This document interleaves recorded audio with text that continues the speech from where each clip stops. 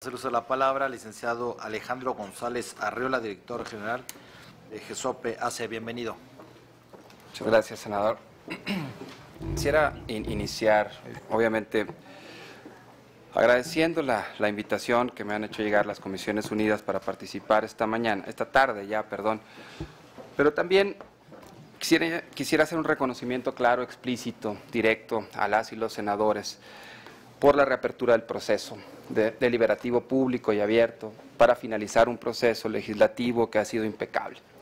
Que ha sido impecable y que ha sido reconocido a nivel internacional. En mi tiempo libre, cuando no estoy trabajando 8 horas, soy también el copresidente de la Alianza para el Gobierno Abierto a nivel internacional, puesto que ocupo junto con mi colega Sunita Kaimal, de una organización ubicada en Nueva York que se llama NRGI.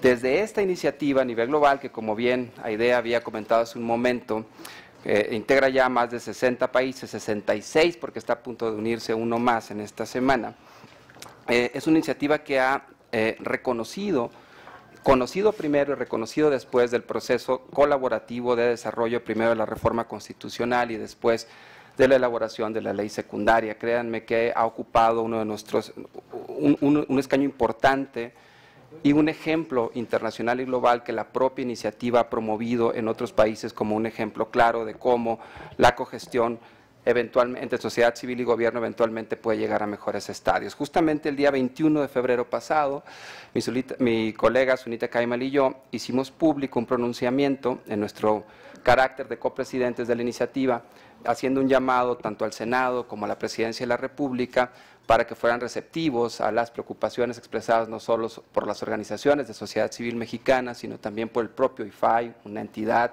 del Estado mexicano, nada más aquella responsable de tutelar la garantía de este derecho, para reconsiderar las observaciones que en el ejercicio de sus atribuciones la Consejería Jurídica había realizado al proyecto de ley originalmente. Y nos da muchísimo gusto que apenas una semana después de ese llamado que hicimos público, tanto Presidencia de la República y en este caso las Comisiones Unidas del Senado hayan reabierto el diálogo. La verdad es que es algo que reconoceremos a nivel internacional en su momento y también nos pronunciaremos al respecto como un elemento de sensibilidad política de las y los senadores. Dicho esto, quisiera entrar al fondo de lo que hoy nos convoca en esta tarde. Y quisiera iniciar diciendo que de los 10 puntos que nos han pedido, sobre los cuales comentar esta mañana, yo puedo identificar 2 categorías.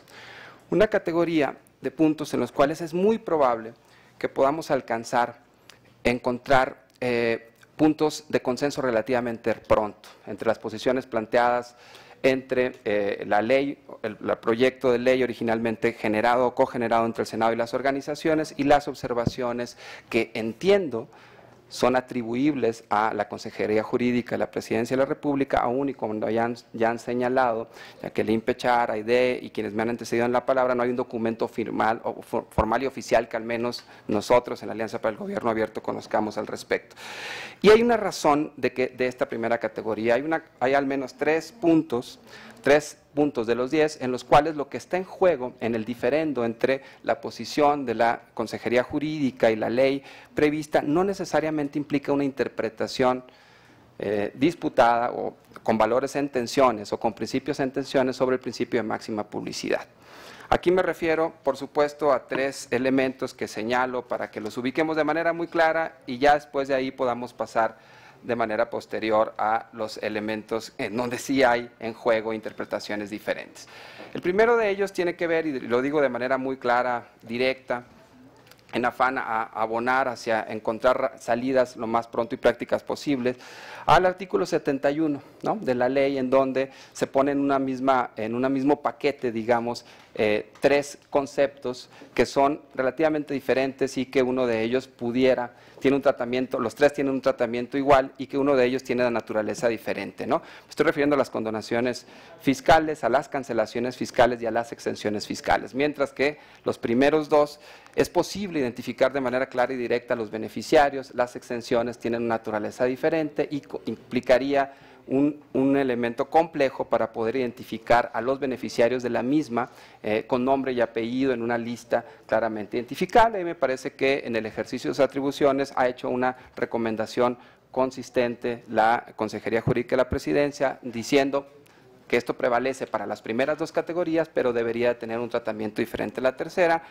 poniendo, definiendo de manera muy clara y precisa el tipo de obligaciones de transparencia que tendría esta categoría, que son datos agregados a el mayor nivel de desagregación posible, lo cual me parece adecuado.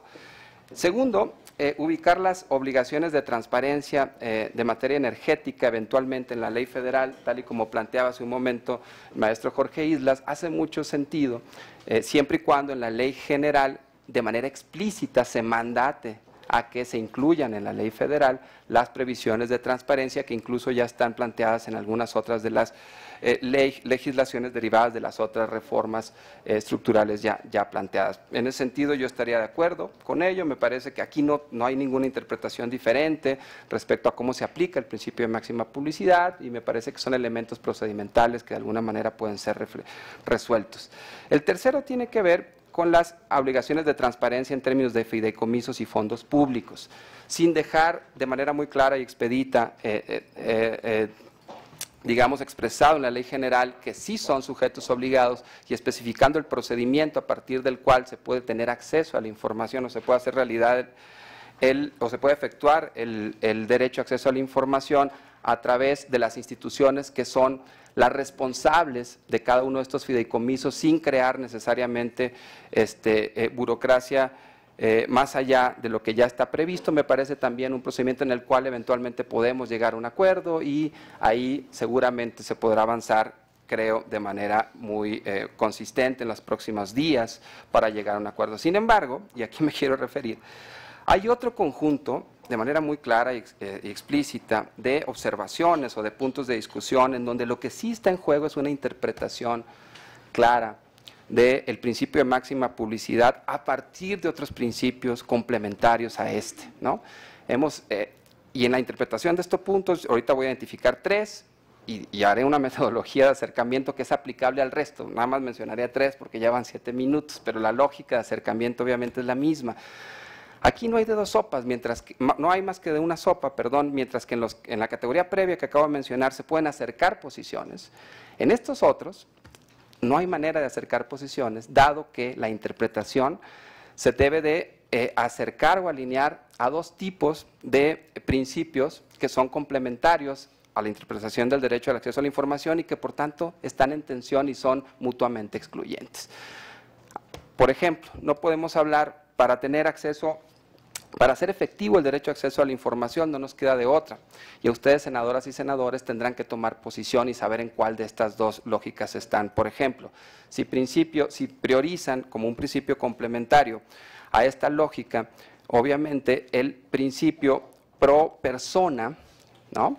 O el principio pro Estado, que en algunas de las redacciones de Consejería Jurídica o atribuibles a Consejería Jurídica se ponen por encima del principio pro persona y ahorita daré algunos ejemplos que me parecen pertinentes. Hay una segunda categoría de comentarios también que ponen también en tela de juicio un principio que es básico y que ya mencionaba hace un momento Javier Rascado, que es el derecho a acceso a la información y el principio de máxima publicidad, y cuando se limite ese principio de máxima publicidad se debe de hacer a partir de elementos totalmente ciertos, predecibles e indiscutibles para todos. Tengamos en cuenta que estamos limitando un derecho humano fundamental. Entonces el principio de certeza se vuelve clave. Y en algunas de las observaciones de Consejería Jurídica se recurre a principios más bien generalistas, con categorías generalistas. Y ahorita también explicaré en qué consisten y daré algunos ejemplos para que todas y todos tengamos mucho más claro a qué me estoy refiriendo. Hay otros dos principios que son clave para la interpretación del principio de máxima publicidad. Lo mencionaba hace un momento Jorge, que tienen que ver con el principio de no regresión y progresividad, ¿no? Versus el principio del status quo, de mantenimiento del status quo, ¿no? Que a veces, y desde una perspectiva tal cual como lo planteaba Jacqueline hace un momento, pues es deseable, ¿no? A veces es deseable. Y ustedes, senadoras y senadores, tendrán que decidir de qué lado de principios están para tomar decisiones respecto a los puntos que voy a ejemplificar en un momento más. Insisto, los otros Podremos encontrar puntos medios, negociaciones típicas y clásicas de la lógica de operación de los senados y de las cámaras de diputados, pero en estas no, aquí tendrán que definir y aquí no hay de otra.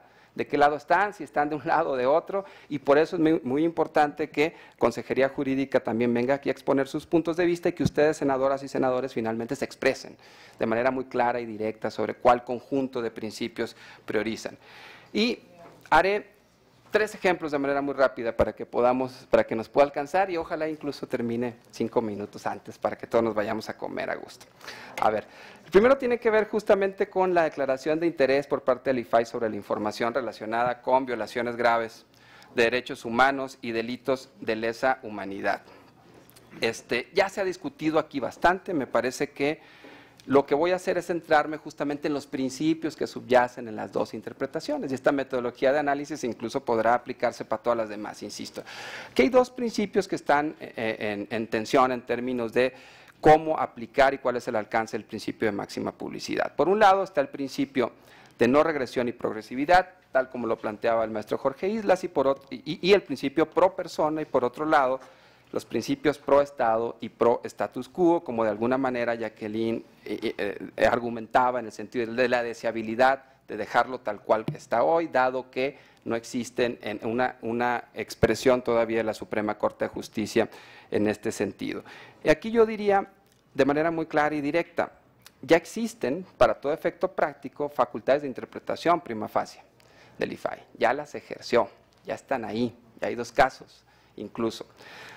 Cualquier redacción que limite esto implica ya un principio de regresión respecto a la práctica actual. Entonces aquí tenemos por delante 2 opciones. Dejamos tal cual como está la redacción o atendemos la recomendación de Jorge Islas diciendo, estamos hablando de una ley general, ojo, por lo tanto podríamos incluir la redacción tal y como fue generada en el contexto del proyecto cogenerado entre las organizaciones de sociedad civil y el propio Senado en diciembre. Entonces, insisto, estamos hablando de principios, ¿no? ¿Cuál de ustedes, cuál van a aplicar y en dónde están? En ambos podemos encontrar argumentos a favor y argumentos en contra. Yo en lo personal, y aquí quiero ser muy claro, me inclino, y de manera muy clara y directa, por obviamente priorizar los principios pro persona, los principios de máxima publicidad, obviamente el principio de no regresión, y de progresividad y los principios, y obviamente lo hago desde una perspectiva de manera muy clara y directa, desde dónde estoy aparado y desde dónde estoy hablando. Y estoy hablando aquí como copresidente de la Alianza para el Gobierno Abierto. Es una iniciativa que, ya le decía, integra 65 países a nivel global y cuyas bases de esta iniciativa es la Declaración de Gobiernos Abiertos en el Mundo. Es una declaración que de manera explícita favorece este tipo de principios y que el gobierno mexicano ya ha firmado, ¿no? Se ha sumado a ella y que en este momento, a pesar de ser una iniciativa voluntaria, es muy relevante afirmar que el gobierno mexicano no es solo uno de esos 65 o 66 ya casi países del mundo, sino que en este momento es el país que dirige, que preside la Alianza para el Gobierno Abierto y que uno de los elementos básicos de la legitimidad de ese liderazgo tiene que residir en la capacidad del propio Estado mexicano para liderar con el ejemplo, haciendo adentro lo que promueve afuera. Y por eso hago un llamado a que obviamente en esta sala se pueda considerar y priorizar este conjunto de principios por encima de otros. Entendiendo de alguna manera los argumentos, y ya con esto cierro respecto a este primer punto, entendiendo los argumentos que planteaba Jacqueline y por supuesto el abogado de la Comisión Nacional de Derechos Humanos, me parece que hemos dejado una parte nada más fuera de la discusión, agrego nada más un elemento a considerar, que recordemos que cualquier derecho a acceso a la información que no sea pronto y expedito, por la vía de los hechos implica ya una negación del acceso a la información. Por eso insisto, yo ya ni siquiera ya ni siquiera la discusión de si tiene atribuciones o no el IFAI para hacerlo, me parece que ya ni siquiera es válida. Ya más bien la discusión debe de ser si lo dejamos en la redacción como está ahora, o en la ley federal, o si lo dejamos como está en la ley general que se ha generado. Y me parece que en cualquiera de las dos podemos tener ventajas y desventajas. Incluso lo otro yo ya lo descartaría y me parece que se ha generado un consenso muy interesante aquí. Respecto de los otros dos puntos, y perdón, quiero ser muy cuidadoso del tiempo en respeto a todas y todos ustedes. Me voy a referir a otro tema que no se ha tratado hasta ahora y en donde aplican estos mismos principios que acabo de mencionar, que tiene que ver con las reservas a casos de estabilidad financiera, monetaria y económica, y en casos de seguridad nacional y averiguaciones previas. Como lo segundo ya se trató, me centraré nada más en estabilidad financiera, monetaria y económica. Aquí también están en juegos en la interpretación del principio de máxima publicidad, dado que se está poniendo una limitación a un derecho humano fundamental, tenemos que decidir cuál es la lógica que debemos de seguir para realmente hacerlo de manera adecuada, respetando la primacía de los derechos fundamentales del artículo 1 de la Constitución. Y aquí no hay, va de nuevo, hay dos conjuntos de principios que están en juego. Por un lado, los principios pro persona y de certeza en el establecimiento de los límites de máxima publicidad versus los principios pro Estado y de generalidad, tal y como creo yo en mi interpretación están planteados en las causales, en las observaciones realizadas atribuiblemente, presuntamente a la Consejería Jurídica de la Presidencia de la República. Lo voy a decir muy claro y directo. Dado que las tres causales de excepción constituyen un claro límite al principio de máxima publicidad, la aproximación más deseable para lograr límites adecuados es que estos posean tres atributos, ¿no? Que sean claras, muy claras, que sean precisas y que sean temporales. Cualquier limitación al derecho de acceso a la información que no pase por estos tres elementos, realmente estamos ante el riesgo de vulnerar un derecho fundamental. Y una de las categorías que plantea la presidencia, la Consejería Jurídica de la Presidencia de la República, llamada estabilidad económica, es una categoría generalista que no necesariamente está alineada a estos tres atributos que acabo de mencionar y que son reconocidos a nivel internacional por el derecho internacional como los elementos fundamentales para poner límites a derechos humanos fundamentales. En cambio, hay experiencias internacionales comparadas que permiten establecer y nos dicen que a partir de la aplicación de estos principios que acabo de mencionar, el pro persona, el de certeza, nos permiten ubicar o nos recomiendan que seamos muy explícitos, lo más explícitos posibles, insisto, claros, explícitos, concretos, en el tipo de situaciones y de causales concretas que eventualmente ameritarían una limitación al derecho a acceso a la información. Voy a poner algunos ejemplos. Para el causal de estabilidad financiera y monetaria, más no necesariamente económica. Por ejemplo, decir y de manera explícita que nos estaríamos refiriendo a política monetaria y cambiaria, a información sobre administración de reservas de activos internacionales, a información sobre emisión y circulación de moneda nacional e internacional, y este tipo preciso, exhaustivo, claro y directo de causales, de manera tal que evitemos un abuso de las causales por la puerta de atrás, de manera tal que finalmente el derecho a acceso a la información sea vulnerado. Y en el entendido que me quedan 2 minutos, pensaba terminar antes, nada más terminaré diciendo que hay otro de los puntos en el cual aplica esta misma lógica de principios, que es la prueba de daño y la prueba de interés público. Bajo esta misma lógica, entiendo, por la lectura que hice de los documentos, insisto, atribuibles a la Consejería Jurídica de la Presidencia, que hay una pretensión de que el momento en el cual se haga la prueba de daño y la prueba de interés público sea una vez que el recurrente haya ya generado la solicitud de acceso a la información, hay una negativa y hasta entonces pueda degenerarse la prueba de daño. Esto de nueva cuenta vulnera el principio de certeza respecto de la razón y la causal sobre la cual se está aplicando este principio de reserva, y lo más sano sería que en el momento en el cual se produce la información, no en el momento en el que hay una solicitud de reserva, para una solicitud de información y una negativa, sino desde el momento en que se produce la información de manera clara y expedita, la agencia gubernamental pueda definir su clasificación en función de la prueba de daño y la prueba de interés público. Después de pudiera parecer, porque lo que se argumenta aquí es que esto implicaría una carga administrativa exhaustiva a la administración pública. Nunca una carga administrativa se puede poner por encima como argumento, ¿no?, de que vulnere la certeza en un límite a un goce de derecho humano.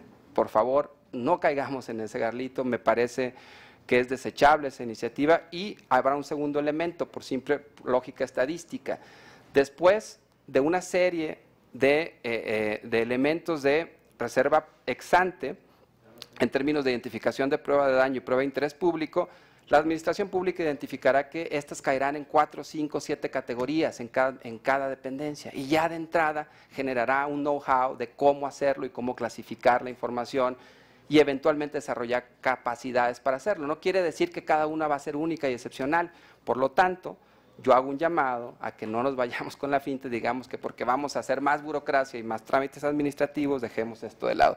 Y habiéndome pasado 16 segundos, agradezco de nueva cuenta a las y los senadores la oportunidad de charlar con ustedes.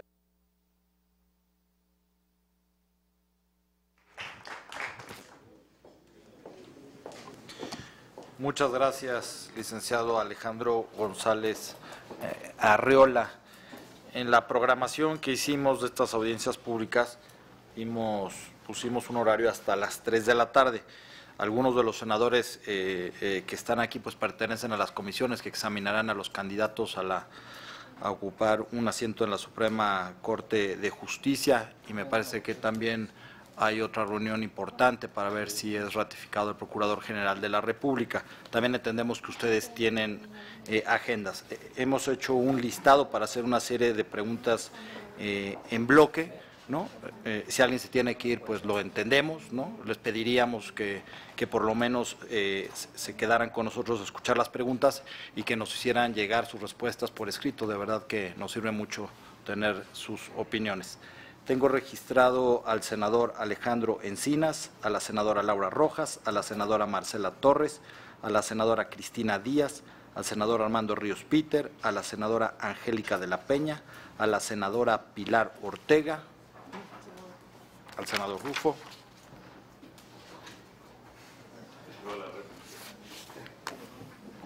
Y les voy a ir dando el uso de la palabra a cada uno de ellos en bloque, si son tan amables de decirme para quién es la pregunta o si no para quien quiera contestar.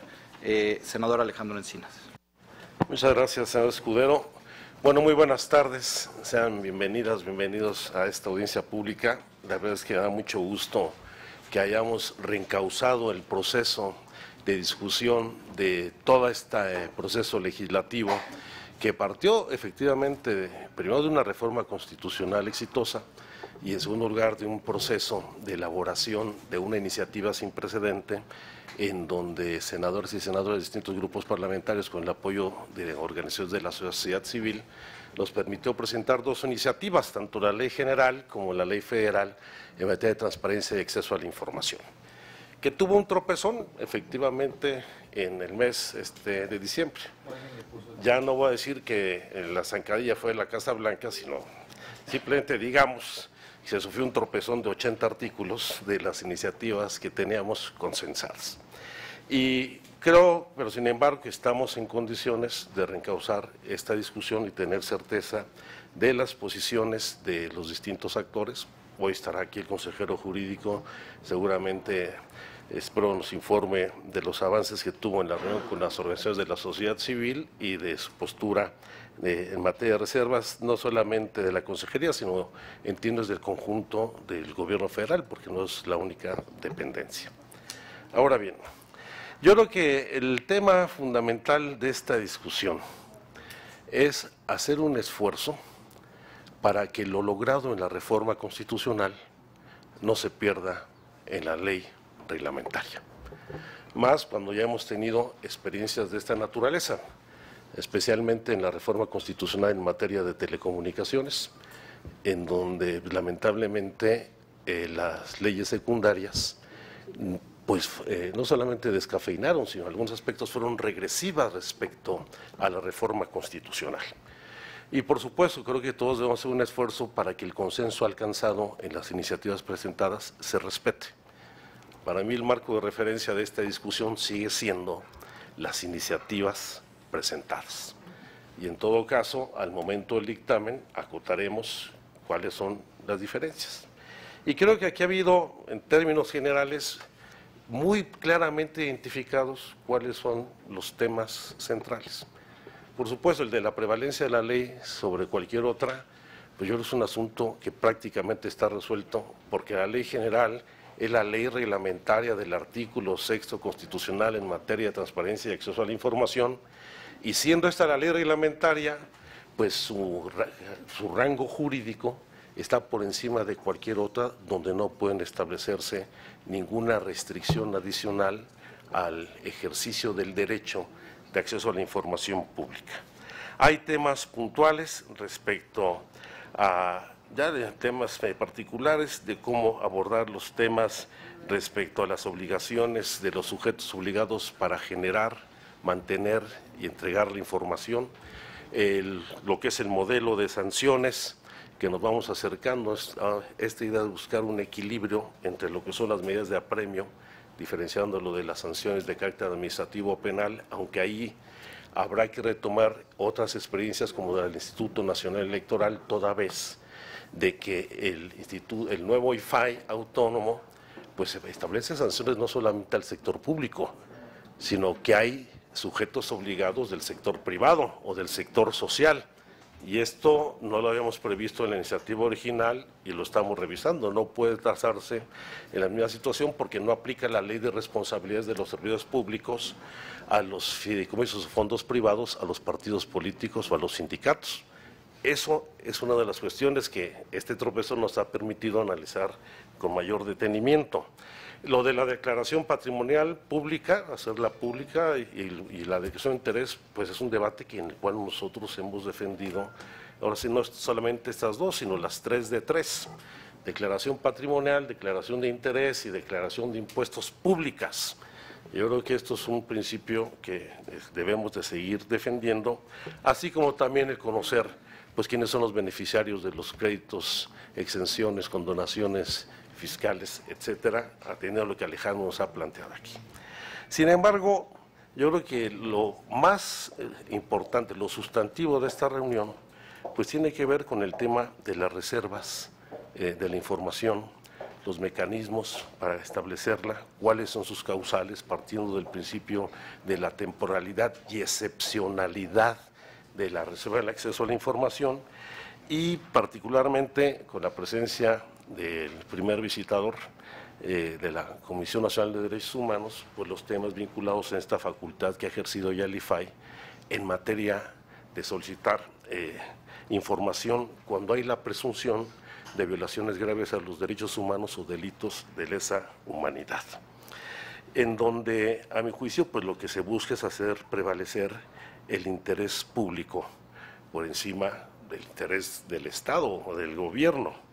Y no se trata de entrar en una discusión respecto a las competencias, si el IFAI invade o no las competencias de la Comisión Nacional de Derechos Humanos, sino yo creo que el litigio, la discusión en lo fundamental es respecto a hacer del derecho de la información, el derecho de ese aire a la verdad y a la justicia, se haga efectivo, sin entrometerse en las facultades de la Comisión. Claro, aquí vamos a tener que dar muy pronto una discusión sobre el carácter y el alcance de la autonomía de los órganos constitucionales, porque son autónomos, pero no son independientes. Y habrá que tomar medidas respecto a la fiscalización y control de estos órganos autónomos. Pongo un ejemplo reciente. Yo estoy convencido que el IFETEL no tiene competencias para condonar el pago de ninguna contraprestación a los concesionarios de los medios de comunicación, y que hay una extralimitación de sus facultades que a mi juicio deberíamos de recurrir ante la Corte, porque no tiene atribuciones el IFETEL para condonar ninguna contraprestación. No lo veo ni en la reforma constitucional, ni lo veo en las leyes reglamentarias en materia de telecomunicaciones. Como también pues, tenemos problemas con la Comisión Nacional de Derechos Humanos, que un día considera que los hechos de Tlatlaya no son violaciones graves a los derechos humanos, y otra administración tiene que reclasificar esa resolución. Aunque tenemos antecedentes peores, ¿no?, de un presidente de la Comisión Nacional de Derechos Humanos que controvierte la resolución del gobierno del Distrito Federal en materia de la interrupción del embarazo antes de los 90 días, alegando incluso, y lo dijo el presidente en la Comisión Nacional de Derechos Humanos, que la cesárea era un aborto. Sí, no estoy mintiendo, o sea, ya hay que revisar, así fue. El presidente de la Comisión Nacional de Derechos Humanos, de cuyo nombre no quiero acordarme.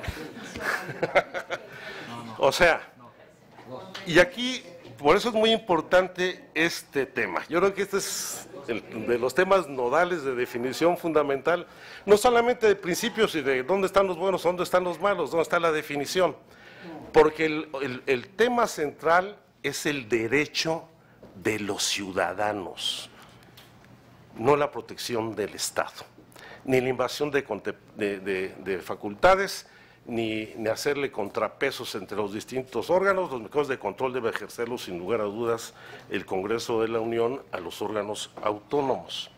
Y por eso creo que sería muy importante entender que lo que se está planteando no es que el IFAI califique la comisión de un hecho grave de violación a los derechos humanos o la comisión de un delito de lesa humanidad, sino que ante la evidencia de hechos que tienen trascendencia social por su magnitud, por su impacto, por su gravedad, pudiera hacer requerimientos de información, teniendo, como aquí ya lo han señalado, también con precedentes, pues resoluciones que ya se han emitido por estos juzgados sexto y octavo en materia administrativa del Distrito Federal, pero en donde el IFAI utilizó criterios cuantitativos.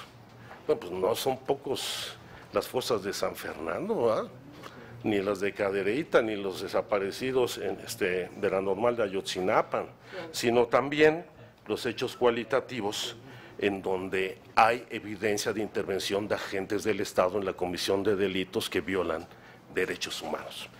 Y esperarse a que se resuelva, a ver qué humor se levantó o quién es el presidente de la Comisión Nacional de Derechos Humanos, no debe conculcar el derecho de acceso a la información, porque lo que debe prevalecer es el interés público y el derecho de los ciudadanos. Creo que ese es el tema y me gustaría, no se trata de provocar, sino de alentar una discusión más puntual sobre este tema. Gracias. Perdón por lo extenso, yo sé que es tarde, pero... Muchas gracias, senador Encinas. Senadora Laura Rojas. Gracias, pues muy buenas tardes a todos y a todas, sean muy bienvenidos. La verdad es que yo quisiera empezar reconociendo y agradeciendo pues el acompañamiento, siempre que tengo oportunidad lo hago, y esta no debe ser la excepción. Agradecer el acompañamiento que nos ha hecho tanto los académicos, los expertos, la COMAIPI, sobre todo las organizaciones de la sociedad civil, no solo en esta redacción de la iniciativa de ley general que ya se ha comentado por varios, sino desde antes, desde la reforma constitucional y mucho antes, gente que tiene muchos años trabajando en estos temas, y me parece que siempre es válido reconocerles y agradecerles este acompañamiento, porque en temas tan fundamentales como los que se están discutiendo el día de hoy en esta mesa, y que antes, durante la mesa de redacción de la iniciativa, pues se tuvieron discusiones alrededor de todos estos temas, la experiencia que tienen quienes desde el IFAI en su momento o desde las organizaciones de la sociedad civil como peticionarios frecuentes de información fue fundamental para entender el proceso y para poder escribir pues lo que se escribió en la iniciativa. Entonces, es en ese sentido en el que el Grupo Parlamentario del PAN lo hemos sostenido desde hace tiempo. Estamos con la iniciativa original, con el texto de la iniciativa. Nuestro referente igualmente es ese texto, y pues es nuestra intención que quede lo más apegado a la redacción original inicial de la iniciativa después lo que será la Ley General de Transparencia y Acceso a la Información Pública. Sin embargo, si quisiera hacer, dicho esto, sí quisiera yo también hacer una precisión sobre lo que comentaba Aide Pérez de Fundar, que también siempre ha estado acompañando todo este proceso Fundar, y Aide en específico, sobre el proceso de construcción de la iniciativa. Y sí me preocupa, y lo quiero decir de cara a toda la gente que nos está viendo y quienes han seguido el proceso, que después de este ejercicio, que sí fue un ejemplo de Parlamento abierto, por una diferencia de 2 artículos que ahorita yo quiero comentar también en qué va este tema, pues se diga que se pensaba que era un ejercicio de Parlamento abierto y que ahora ya no es un ejercicio de Parlamento abierto. Yo sí quisiera hacer esa precisión porque creo que es un esfuerzo de todos, fue un esfuerzo conjunto, mucho más de ustedes, yo creo, por el tiempo que le dedicaron, por el esfuerzo que incluso de los propios senadores, aunque también hay que reconocer muchísimo a nuestros equipos técnicos, los que han estado siempre trabajando las redacciones. Pero sí me parece que es importante dejarle claro al país y a la sociedad y a toda la gente que ha estado trabajando estos temas, que fue un proceso también de negociación interno y que esa iniciativa sí implicó negociaciones no solo a nivel de la mesa técnica en la que ustedes participaron, sino entre los senadores, y que habían temas que iban y venían. Y hay que decirlo abiertamente, el PRI, por ejemplo, no estaba convencido de poner desde la iniciativa el tema de declaraciones, de publicidad de declaraciones patrimoniales, y nos lo aceptaron.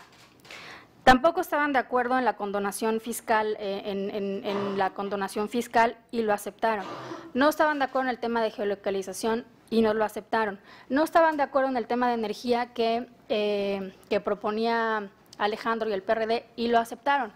Al final, ciertamente, de una iniciativa de 215 artículos y 12 transitorios, Alejandro y yo aceptamos incluir dos artículos. En efecto, reconocer la necesidad de proteger la estabilidad económica, con el compromiso de todos, y de Arely, que ahorita ya no está, pero con el compromiso de todos de que durante la dictaminación, porque además ya teníamos la urgencia de presentar la iniciativa, de que durante la dictaminación íbamos a revisar esa redacción, porque todos estábamos conscientes de que la redacción tan general como está, se podía prestar un abuso por parte de los sujetos obligados. Entonces, había ese compromiso, y luego también es verdad que aceptamos el 208, el que se refiere a sanciones de los órganos garantes, y que luego, gracias nuevamente al IFAI y a las organizaciones de la sociedad civil que nos hicieron ver que en efecto era un desatino, acordamos entre todos retirarlo en el proceso de dictaminación. Entonces, la construcción de una iniciativa y la construcción de una ley requiere de consensos, de acuerdos y de poder hacer un ejercicio de encuentro entre los diferentes puntos de vista. No se puede ganar 100 de 100, eso es imposible. Y aún así, en esta iniciativa, insisto, de 215 artículos y 11 transitorios, lo único que al final nosotros cedimos fueron 2 artículos, los cuales ya están, uno eliminado, bueno, ya va a estar eliminado, digamos, en la ley, el 208, y el de estabilidad, insisto, el de estabilidad económica, con el compromiso de revisar la redacción, y que además ya afortunadamente senadores economistas que entienden bastante bien del tema, como son Ríos Peter, que está aquí, Ernesto Cordero y Pepe Yunes, están acercándose en una redacción que recoge o que recogerá los 3 principios que comentaba hace ratito Alejandro González, de tal manera que no sea un abuso el uso de esta causal de reserva. Entonces, nada más, yo sí quería hacer esa precisión sobre la construcción de la ley, pues para que no quedara una percepción generalizada entre toda la gente que nos está viendo, pues de que al final del día no fue un ejercicio real y auténtico de Parlamento abierto. Ahora, sí reconocemos que dado que es la primera vez en toda la historia moderna del Congreso, y yo supongo que desde antes, que se hace un ejercicio de esta naturaleza, hay cosas que se pueden mejorar en los siguientes, y hay cosas que sin duda estamos en la mejor intención de poder mejorar para los procesos que vienen. Pero en efecto, es la primera vez que hacemos un ejercicio de esta naturaleza y todos tenemos que aprender. Sin embargo, la voluntad ahí está, ha estado siempre, y yo creo que son este tipo de ejercicios los que tenemos que seguir repitiendo. Ahora, en cuanto a la dictaminación, pues tenemos en efecto un área de oportunidad, bueno, no un área de oportunidad, porque ya está precisamente en la propia redacción de la Ley General, en las obligaciones de transparencia proactiva del Congreso, y si hay algo que mejorarle después de la experiencia que hemos tenido de este proceso de dictaminación, pues es justo el momento de hacerlo. ¿Para qué? Para que todas las cosas que se han criticado, muchas de ellas con razón, sobre ya el proceso de dictaminación, esta falta de información, esta falta de idas y venidas de documentación que no se sabe quién las está firmando, yo creo que eso sí se tiene que corregir, por supuesto que se tiene que corregir, y tenemos que dar la discusión como lo ha pedido el PAN, pues de cara a la sociedad todo el tiempo, y eso se puede lograr precisamente pues a través de esta Ley General. Bueno, dicho eso, nada más yo ya ahora sí hago las preguntas. Una pregunta es a Javier Rasgado. Yo quisiera, Javier, si es que nos pudiera hacer llegar el listado completa de todos los estados en los cuales usted dijo que eran más de la mitad en el país. Ojalá nos pudiera hacer llegar la lista completa de las entidades en los que ya es una obligación la publicidad de la declaración patrimonial, y más o menos desde cuándo, porque también valdrá la pena para ilustrar esta discusión, pues cómo les ha ido con este tema. Y también quisiera yo preguntarle a la doctora Pechard y también a Ana, si pudiéramos, o sea, si pudiéramos ahondar, si pudieran ahondar sobre, usted decía, doctora, que estaba de acuerdo en que el IFAI pudiera ordenar la apertura de información en posibles casos graves de violaciones de derechos humanos de manera específica, o sea, uno por uno, y bueno, y aplicando los criterios, pues que ya supongo que son los de la Corte, ¿no?, los que se han mencionado. Ahí nos ilustraría mucho, a mí me ayudaría mucho como desarrollar esta parte, porque en una redacción sería muy importante que quedara muy específico, de tal manera pues que tampoco hubiera una contradicción ahí con la CNDH, o se cuidara la preocupación que tienen muchas personas sobre una posible contradicción entre órganos garantes. O sea, ¿cómo le hacemos para que en la redacción se salven las preocupaciones legítimas que pudieran tener algunos actores interesados en este tema o preocupados por este tema? Muchas gracias. Gracias, senadora Laura Rojas. Senadora Marcela Torres. Bueno, pues muy buenas tardes a todas y a todos. Una vez más, bienvenidos. Y no quisiera repetir lo que brillantemente han dicho mis dos antecesores, por obvio de tiempo, y a lo cual me sumo, y creo que está muy bien dicho. A mí realmente me llena de alegría y de esperanza, que hay que decirlo así, en México, el ver que las cosas realmente están cambiando.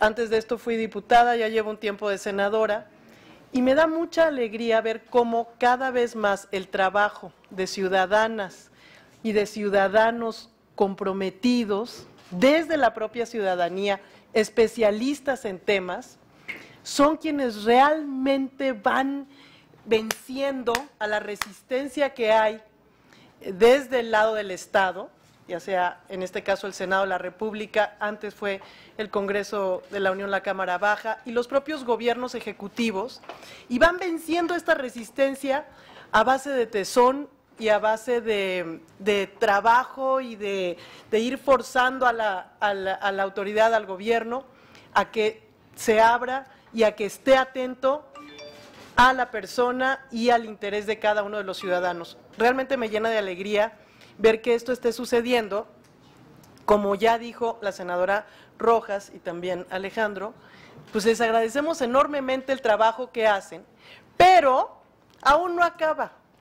Vamos a necesitar también su acompañamiento y su entusiasmo y su trabajo en el momento de la dictaminación, que son momentos críticos. El trabajo en comisiones, ojalá puedan seguir acompañándonos, sé que es tiempo y el tiempo pues es lo más valioso que tenemos los seres humanos, porque de eso en ese tiempo vivimos, pero sí requerimos su tiempo y su atención al proceso de dictaminación que se acerca, que esperemos que sea igual de público y abierto, Yo espero que sí.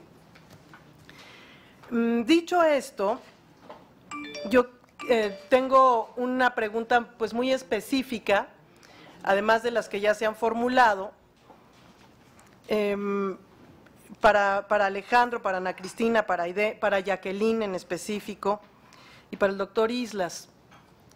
Y en específico es esta parte de la sanción que a mí me inquieta un poco. Escuchamos muy bien a Jacqueline. Desde luego, creo que mucho de lo que pasa en México en general es porque las sanciones no son efectivas y pertinentes y en el momento que deben de ser, y entonces da margen a una enorme impunidad, que pasa el tiempo y pasa el tiempo, y ya cuando se sanciona, pues ya para qué, ¿no? Tenemos ahorita el caso del INE, tenemos el caso del Partido Verde, en el que siguen los anuncios y siguen los anuncios corriendo, y no pasa nada, o parece no pasar nada, ¿no? Y creo que ese margen de impunidad es lo que en México hace pues que no se cumpla con la ley en el momento. En ese sentido, bueno, pues yo veo esto del derecho a la información como un medio ideal, ¿verdad? Toda esta cuestión de la transparencia, de prevenir actos de corrupción por un lado, y por otro, violaciones graves a los derechos humanos o no graves, violaciones a los derechos humanos. Es una forma ideal de prevenir. En este sentido, que abundaran, ¿cuáles serían, Jacqueline y todos, los efectos perniciosos o en contra de la persona, que además, Alejandro, tomo esta petición que tú haces de que tomemos los legisladores el principio pro persona, lo hago mío, lo hago público y yo tomo ese principio y creo que es la clave básica, ¿no? En esto, te pones del lado del Estado, te pones del lado de la persona. Tomo tu petición, la hago mía y yo tomo el principio pro persona, desde luego. En este sentido, ¿qué efectos perniciosos, qué pudiera suceder en contra de la persona el que el IFAI tuviera esta facultad y cómo lo propondrían? Si les parece la redacción que tenemos, la redacción original dice que sería caso por caso, que haría un análisis, que valdría la pena, sí, no sería generalizado, sino sería específico en cada caso. Y bueno, pues en esto, que se ahondara en este tema de la sanción.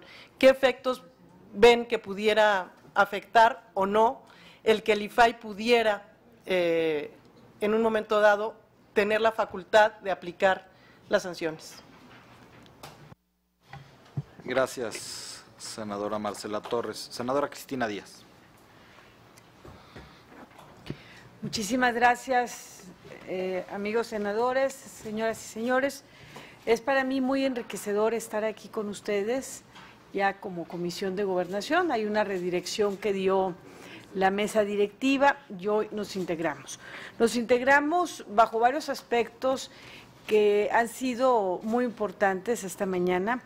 Primero, el desarrollo de todas estas reuniones, de estas audiencias públicas, nos marca la apertura.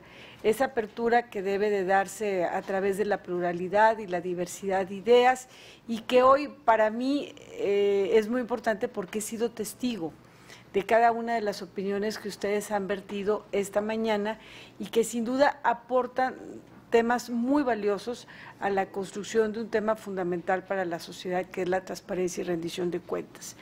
Creo que también nosotros, como Senado, la vinculación que tenemos con ustedes como investigadores, como representantes de la sociedad civil, es fundamental, y sin duda este diálogo que viene a construir, sin duda lo que el día de mañana será un dictamen que llegue, y espero que así sea, con el mayor de los consensos.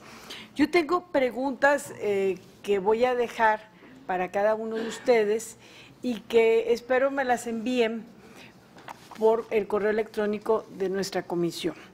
Yo le quería preguntar a Aide Pérez sobre la prevalencia de la ley general versus otras leyes federales en materia de transparencia y cuál es su visión de esta ley en el sentido de prevalencia sobre las demás leyes existentes en esta materia y desde tu experiencia, cuáles serían los principales objetivos que esta ley debe perseguir y cómo establecer la distribución de competencias entre los organismos garantes de todos los niveles de gobierno y en ese sentido, si se considera que este proyecto se está diseñando para ello. Nosotros podemos pensar que sí, y que nosotros estamos haciendo un esfuerzo importante. Pero bueno, quiero escuchar, y esta pregunta que hago no solamente es para Aide, sino para quien desee ustedes aportar.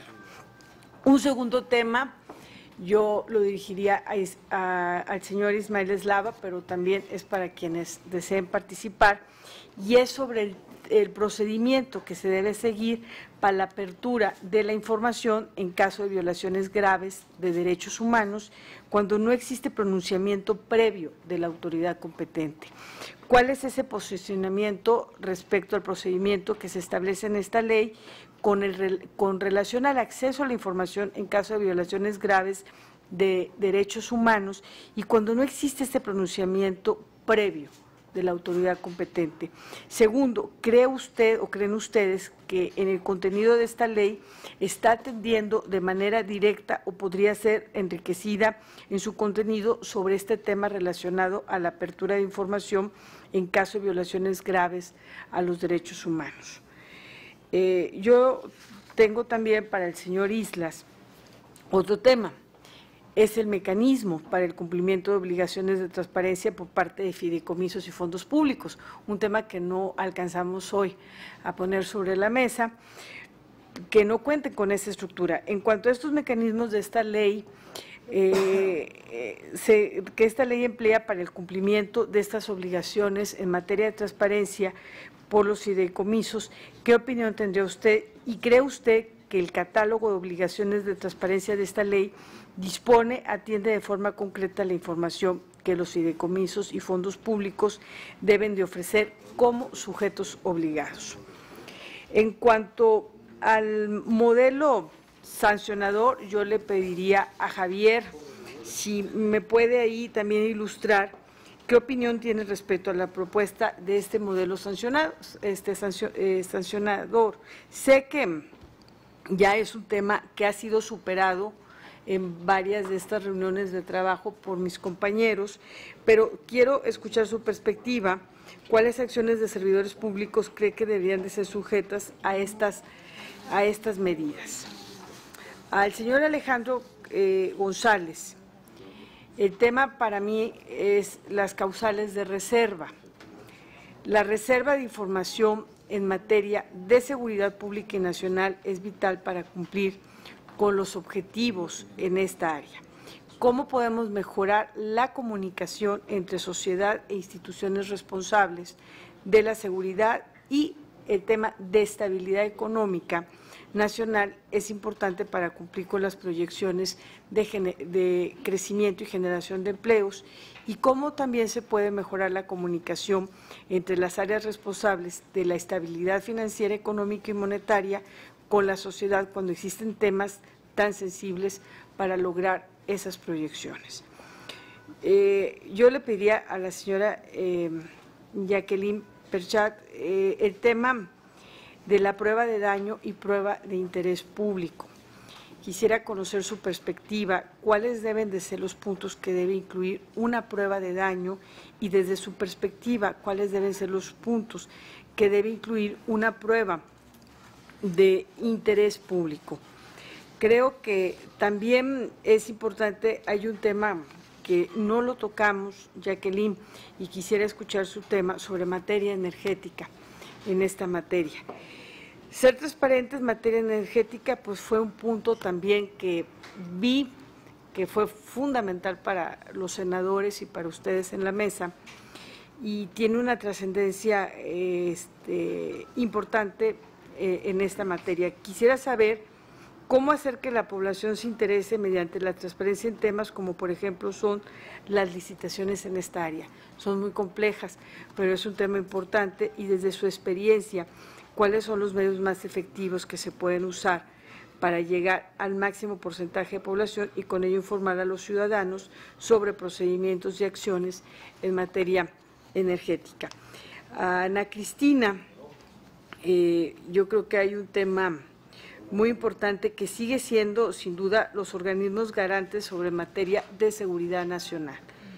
En esta materia de seguridad nacional se deben tomar las mayores medidas para preservar la soberanía, la independencia del territorio y la unidad de la Federación.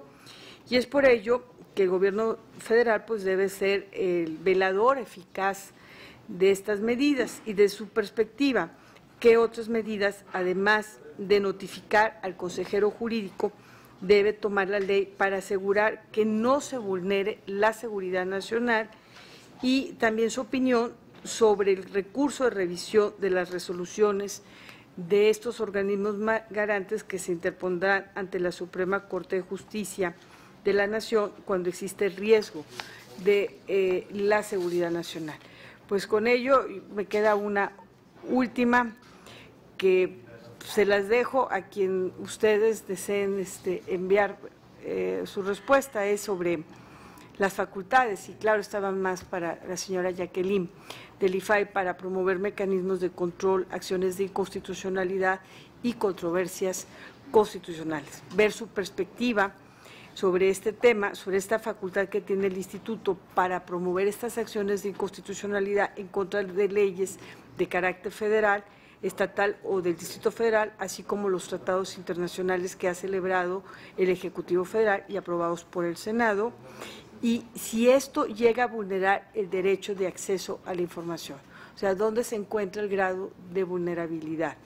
Y por último, sobre esta misma facultad del Instituto para promover estas controversias que se suscitan entre el Instituto y un órgano constitucional autónomo o ya sea del poder también ejecutivo, legislativo, judicial, sobre la constitucionalidad de sus actos o de las disposiciones generales. Muchas gracias. Gracias, presidente.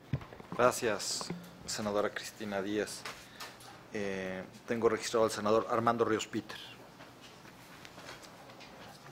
Muchas gracias, bienvenidos. Me parece que las exposiciones y la forma en la que la mesa preparó los planteamientos por parte de quienes hoy nos acompañan, pues sin duda alguna tiene posiciones a favor o en contra de distintos temas, y ahí me gustaría escuchar, profundizar a Ana Cristina Ruelas, tal vez ser una suerte de reacción, no necesariamente un debate, sobre lo dicho por parte de Ismael Eslava. Creo que en esa discusión es donde hay una parte importante, porque me parecen sólidos ambos argumentos, y sin duda alguna, si bien el planteamiento de principio pro persona o principio pro Estado podría ser pues, una forma fácil de resolver, no creo que sea tan fácil hacerlo cuando lo que se trata es de que órganos autónomos pues no se conflictúen y que ambos puedan convivir y darle garantías suficientes a los ciudadanos en los digamos, en los bienes y los aspectos que buscan tutelar. Y en ese mismo sentido, y yo no sé si la mesa sí lo permita, pero creo que es un tema de hacer la pregunta a Ana Cristina, y si es que hubiera alguna reacción por parte del señor representante de la Comisión de Derechos Humanos, nos ayuda a profundizar, porque luego en las exposiciones, como son tan amplias y no tienen una hilación, no permiten poner en contexto cuáles son los principios fundamentales de la discusión. A mí sí me gustaría poner eso en contexto en lo que dijo artículo 19 y la Comisión Nacional de Derechos Humanos.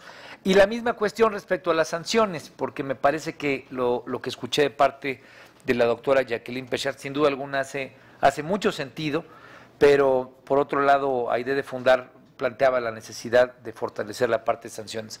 Como estas exposiciones o estas comparecencias tienen la finalidad de darnos la mayor de las luces posibles, a mí sí me gustaría, presidente, que esa discusión se pudiera clarificar. Y una última pregunta que le quiero hacer a Alejandro del GESOC. A mí la preocupación que me da el tema en la parte económica es que muchas veces los temas en materia de transparencia, que yo comparto y por hemos platicado muchas veces en este tipo de mesas, es que pueda ser utilizada de manera estratégica para jugar en contra del bien que se busca tutelar. Digamos, tipo de cambio, instituciones financieras, no es poco común, digamos que no solamente en México, sino en el mundo entero, la información en materia económica sea utilizada de manera estratégica para satisfacer o para beneficiar ciertos intereses privados por encima del interés colectivo. ¿Cuál sería la posición en esa materia si es que pudiéramos modelarlo, ¿no? ¿Cuáles son, escuché de ti, temas de temporalidad, temas de claridad? Porque me parece que especialmente en algunas de las redacciones es fundamental tener esa claridad, hasta dónde se vale preservar que la información pues no vaya a ser utilizada de manera estratégica contra el Estado mexicano en este caso, y cuáles podrían ser las condiciones para garantizar el acceso a la información. Gracias. Gracias, senador Armando Ríos Peter. Tengo registrada a la senadora Angélica de la Peña, a la senadora Pilar Ortega y al senador Ernesto Rufo. Después de ellos, lo que vamos a hacer es que hacia mi derecha vamos a empezar a hacer un breve cierre o contestación a alguna de las preguntas, lo que ustedes deseen. Les pediría por respeto a los demás, que sé que se tienen que ir. Si alguien se tiene que ir, pues adelante, ¿no? Pero bueno, me parece que hay inquietudes. Hay de ustedes, dice mi amigo Alejandro Encinas. Vayamos haciendo un cierre de 2 minutos, 3 minutos cada uno, lo más breve que se pueda para que tengan la oportunidad de replicar. El que se tenga que ir, adelante. Senadora Angélica de la Peña. Muchas gracias, presidente. Creo que la explicación que da la senadora Laura Rojas del proceso que comienza desde la discusión de la reforma constitucional deriva ciertamente en que hay una gran cantidad de situaciones que reflejan nuestra preocupación para legislar debidamente. Esta ley general, pues por obvias razones, no solamente porque lo es general, sino porque hay un mandato expreso de la reforma constitucional a que sea una ley general y está por encima de la ley federal y las leyes de los estados. Me parece que eso nos pone ante un contexto totalmente distinto. Sin embargo, lo expuesto por la doctora Pechard no tiene desperdicio. En primer lugar, por la expertise, o diría yo, en primerísimo lugar, por la expertise que tiene de haber formado parte del IFAI, de haber vivido estos procesos de construcción de este órgano que en algún momento en el mundo se convirtió en un ejemplo a seguir.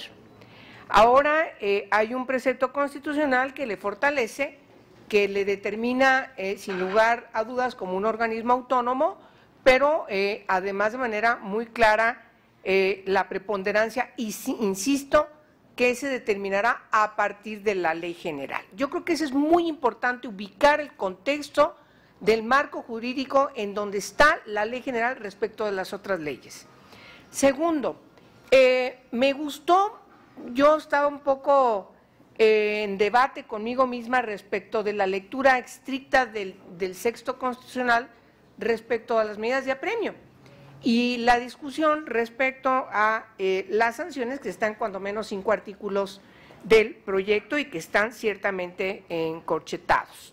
Creo que lo que establece como y nos lleva a que las comisiones trabajemos en este modelo sancionatorio, como ella lo explica, respecto de definir cuándo cuándo tiene que ir, dependiendo el carácter de la sanción, dependiendo del actor obligado, es cómo habrá que buscar para que ciertamente no se invada las atribuciones que otros organismos tienen justamente en la aplicación definitiva y puntual y estrictamente de la sanción.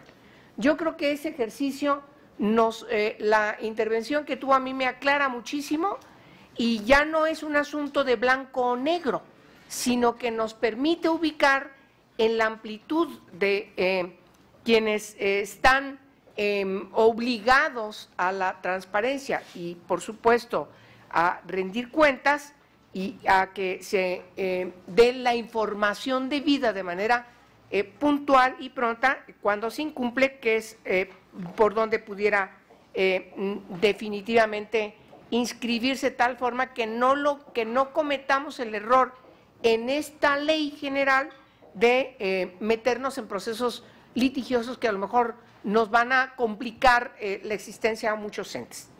Me ayuda mucho.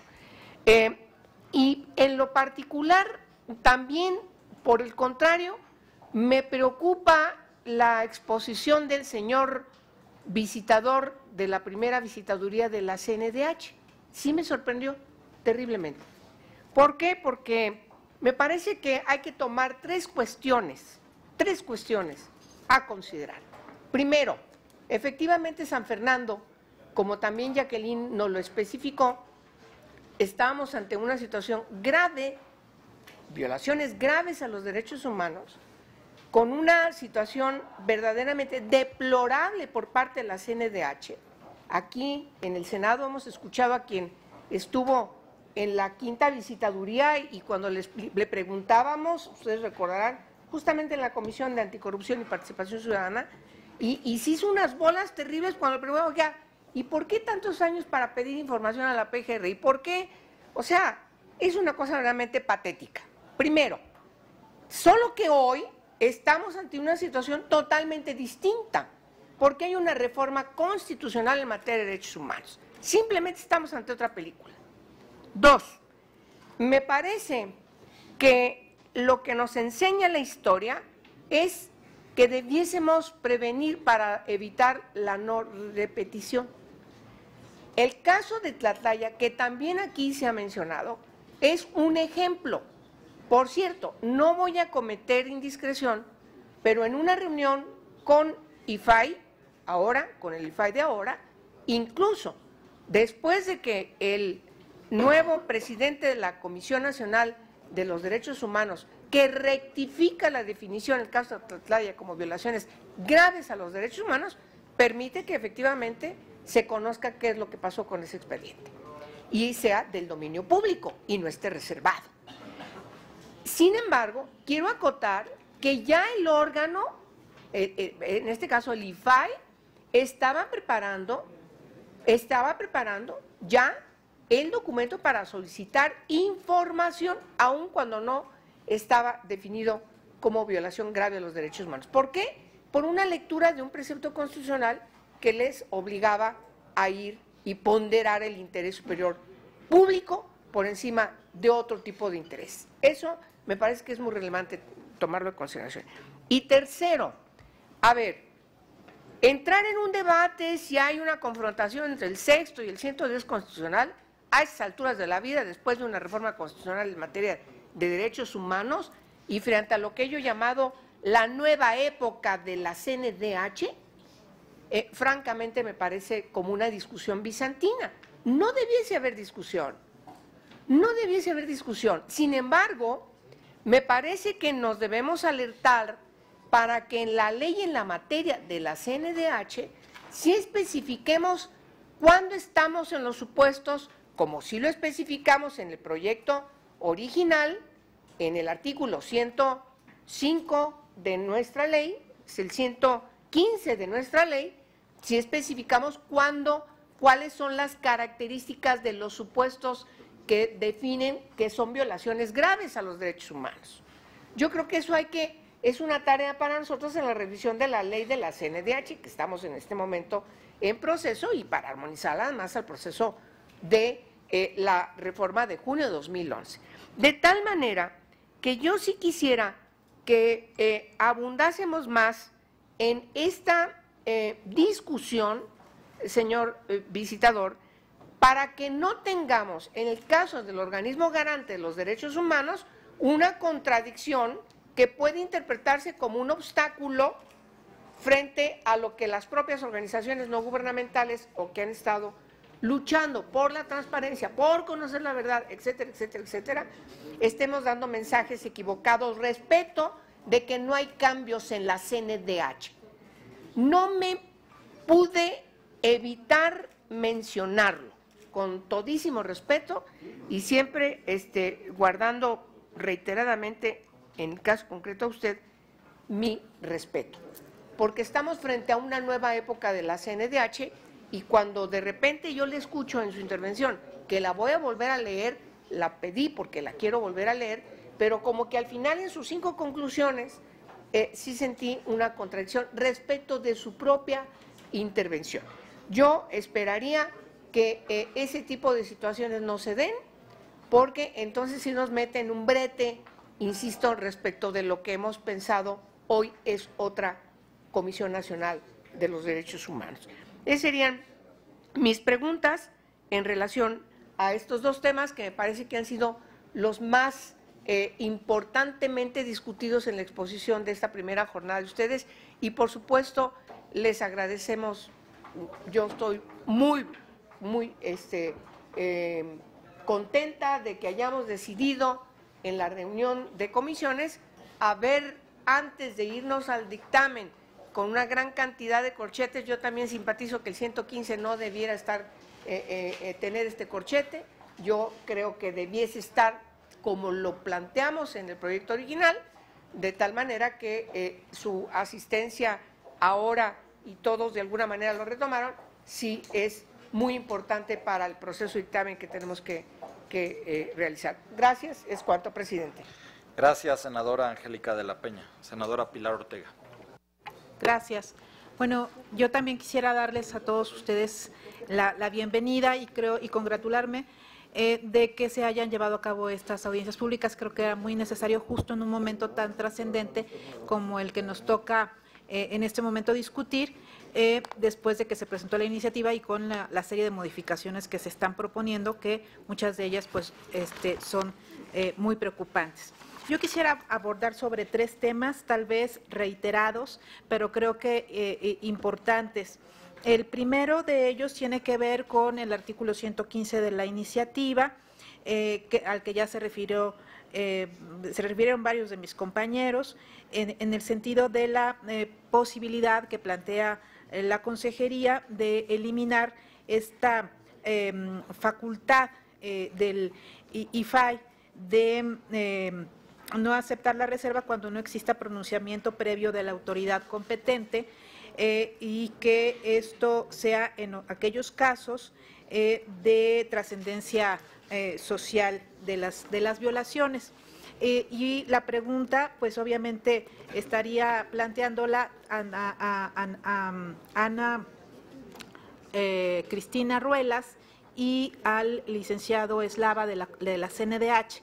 En mi opinión, creo que debe prevalecer, como ya lo señalaba la senadora Angélica de la Peña, pues la reciente reforma a derechos humanos y en la previsión del artículo 1 constitucional, en donde se establece que toda autoridad tiene el deber de promover, respetar, proteger y garantizar los derechos humanos. Y en este sentido, esta progresividad que ahora contempla nuestro marco constitucional debería ser el marco a lo que hoy nosotros estamos trabajando, bajo la premisa que nos debe de guiar, que es la de el principio pro persona, por encima del principio pro Estado, a que se refería perfectamente uno de los expositores. Entonces, ¿cuál es su opinión? Más bien que nos amplíen estos conceptos, tomando como consideración justamente esta reforma en materia de derechos humanos. La segunda pregunta para Jackie Pechard, que escuchaba su argumentación en el tema del tema de sanciones. Yo creo que hay que distinguir dos cosas. Una, la eliminación de la posibilidad de que existan sanciones dentro de la ley general, que inclusive la ley vigente, la que todavía no se modifica, establece un capítulo de sanciones y se establece que el procedimiento se substanciará a través de la ley de responsabilidades administrativas. Esa es una cuestión. Sí, aceptamos que se eliminen las sanciones y el otro tema es quién las aplica. Y creo que la postura de la doctora Pechard está en relación a quién las aplica, y la preocupación es que no las aplique el IFAI, porque lo que entiendo que su preocupación es que entonces la actividad del órgano garante estaría muy congestionada por la serie de procedimientos sancionatorios que tendría que estar llevando a cabo. Sin embargo, a mí me gustaría preguntarle si pudiéramos hacer una reflexión en el sentido de lo que otros organismos autónomos han venido llevando a cabo, como el IFE o el INE ahora, o la propia Comisión de Competencia, que regulan procedimientos sancionatorios, que establecen órganos, que los llevan a cabo y que esto no obstaculiza su función primordial, que en el caso del IFAI, pues es que se preserve la transparencia y que se tenga acceso a la información, que esa sería su función. Entonces, si pudiésemos, como comentaba hace un momento la senadora Laura Rojas, conciliar estas dos cosas, porque quienes estamos de alguna manera con la postura de que sí exista un capítulo de sanciones y que esa facultad le corresponda al IFAI, es justamente para que estas, esto que ustedes también han venido defendiendo, de que sus resoluciones sean atacables y definitivas, pues también esto les dé la suficiente fuerza para que esto se lleve a cabo. También es una reflexión sobre el tema. Y finalmente también a todos los panelistas que quieran opinar, me gustaría saber también su opinión, y no recuerdo haber escuchado el tema en sus exposiciones, sobre la propuesta de la Consejería Jurídica en limitar el objeto de la ley general y excluir a los sujetos obligados de la regulación de la propia ley general y acotarla solamente a los órganos garantes. Muchas gracias por su respuesta. Gracias, senadora Pilar Ortega. Senador Ernesto Rufo. Gracias. Muy buenas tardes y agradecer pues la aportación de todos ustedes y celebrar, aunque estamos en el siglo XXI, de que por primera vez usted celebra realizando auscultaciones acerca de la transparencia. ¿Se es transparente o no? Punto. Y en esta razón veo claramente el gobierno es el principal sujeto obligado y por principio entonces debe de estar todo abierto. Claro, debe haber una excepción, como le señalaba Alejandro González, la prueba del daño. ¿Pero quién la califica? No, entonces mi pregunta es, Alejandro, ¿dónde propondrías? Aquí nosotros los senadores. Me gusta la idea. Pero habría que definir qué es daño grave. Y luego, por otra parte, bueno, al ser servidor público, pues está claro que debemos ser transparentes. Así que para mí no hay duda acerca del tema de la declaración patrimonial y su publicación. Pero sí hay un grado quizá más profundo en cuanto a datos personales. Y mi pregunta es A y D. O sea, habría una etapa 1, digamos, de publicación y una etapa 2 que alguien debe decidir cuándo es que entonces uno debe revelar los datos más profundos como funcionario público. Eso me parece bien importante. Y luego, en el tema de las averiguaciones previas y el Ministerio Público, Cristina, creí entender cuando usted expuso que se haga pública la averiguación previa al momento de la consignación al juez o antes, hasta el momento de la consignación. No, bueno, ahorita nos aclara. Y sí, pues lo relaciono también con lo expuesto por el licenciado Eslava al respecto de que pues no hay duda que cuando se califica violación a los derechos humanos ya no hay nada que pueda anteponerse. Y veo que en el rol del trabajo de la comisión pues actúan un tanto como Ministerio Público y como juez, en el sentido de que averiguan todo lo necesario y luego tienen que determinar si hubo violación o no, y mientras los demás estamos esperando.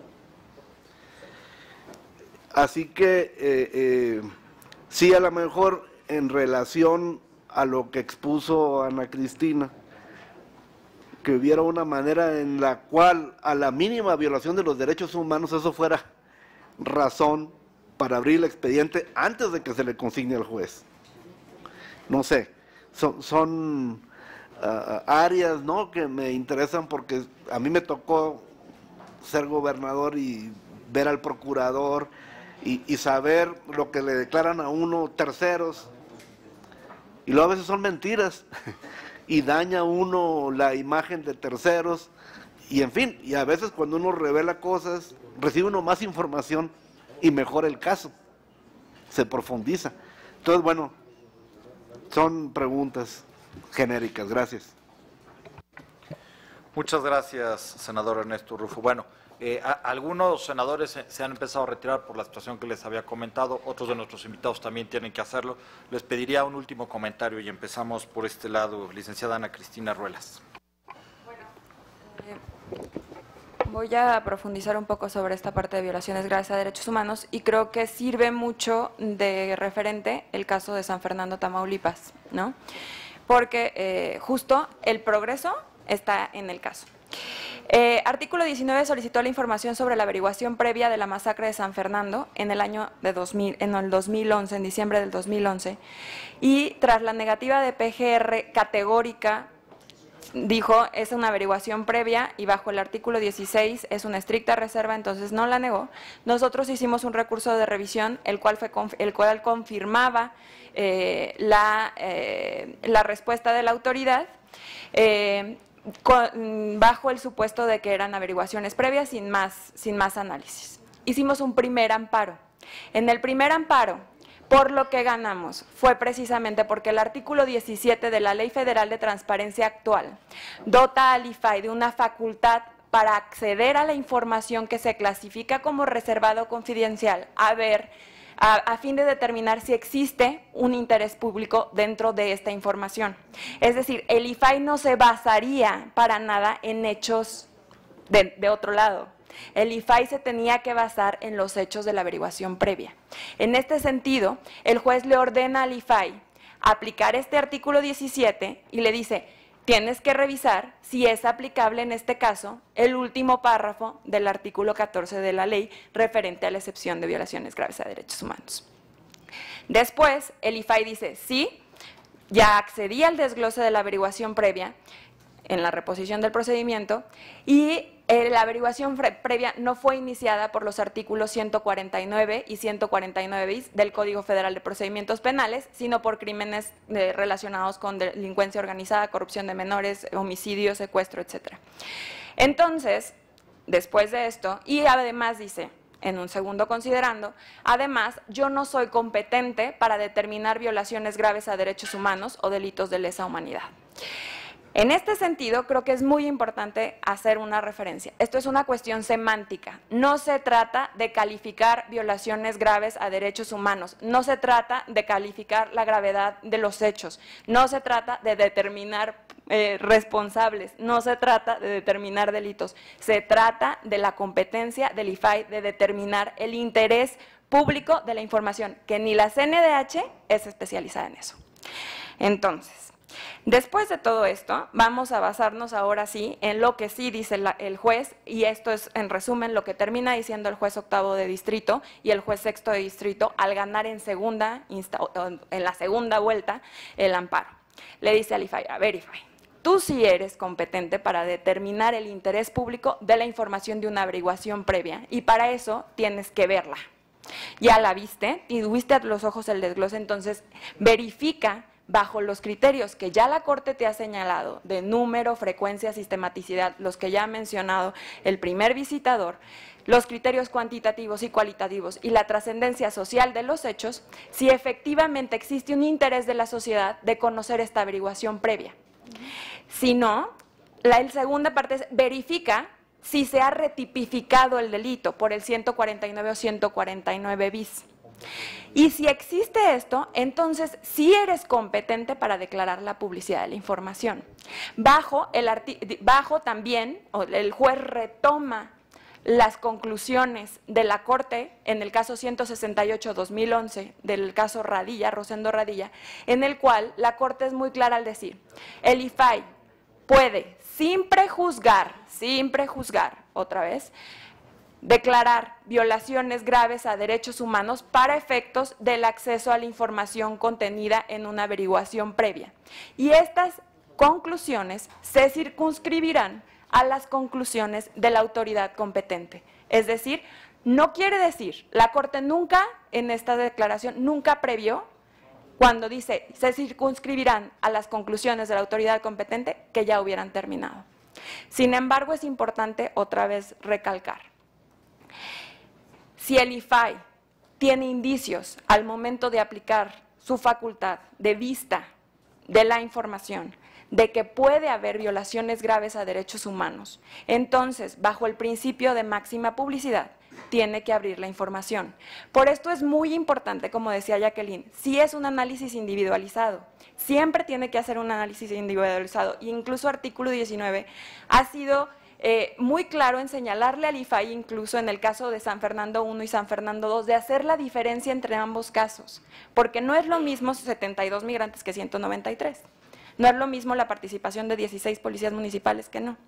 Entonces, creemos que es importante hacer un análisis individualizado y por eso creemos que el texto de la iniciativa recupera ese procedimiento que se tiene que seguir.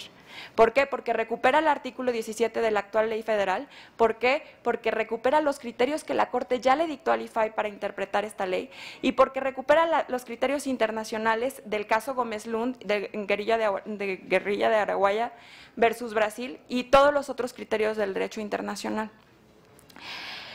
Perdón, pero como me quitaron los otros 5 minutos, entonces ahora lo repongo. Ahora... Entonces, yo le preguntaría, y creo que esto es algo básico, ¿no? Le preguntaría al primer visitador de la CNDH, ¿van a reabrir la recomendación 26-2001 sobre las desapariciones forzadas de la guerra sucia para garantizar el derecho a la verdad? ¿Van a reabrir el caso 80, la recomendación 80-2003 en el que no declararon violaciones graves a derechos humanos, pero sí declararon, la CNDH sí reconoció la violación al derecho a la verdad en el caso de San Fernando, Tamaulipas, pero no hizo ninguna recomendación al respecto? ¿Qué sabemos ahora del caso de San Fernando, Tamaulipas? Solo lo que el IFAI y el acceso a la información en Estados Unidos nos han permitido conocer sobre la participación del Estado.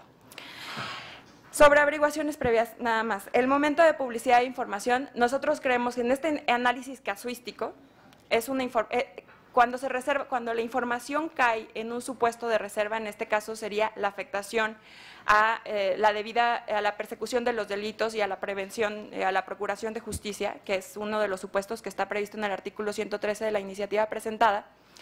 Entonces, la autoridad tendría que ver el daño que causa la publicidad de información de una averiguación previa en trámite, ¿no?